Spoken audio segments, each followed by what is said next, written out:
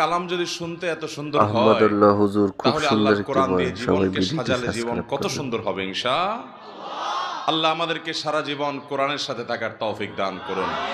কোরআন আমাদের ইমাম, কোরআন আমাদের নেতা। কোরআনকে সামনে রেখে কোরআন যেদিকে যেতে বলে আমরা সেদিকে যাব নবী করিম সাল্লাল্লাহু আলাইহি সাল্লাম বলেছেন, ইন্নাল্লাহা ইয়ারফা'ু বিহাযাল কিতাবি আকওয়ামা ওয়া ইয়াদা'ু বিহি আখারিন।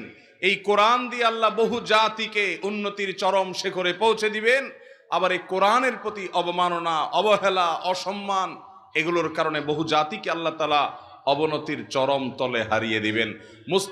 মুসলিম মিল্লাত পৃথিবীর অর্ধেক পৃথিবী তাদের পদানত হয়েছে। গোটা পৃথিবীর প্রধান পরাশক্তি ছিল মুসলমানেরা। তাদের মূল গুণ এবং বৈশিষ্ট্য ছিল তারা কোরআনে কারীমকে মাথায় তুলতে পেরেছেন, হৃদয়ে গেঁথে নিতে পেরেছেন।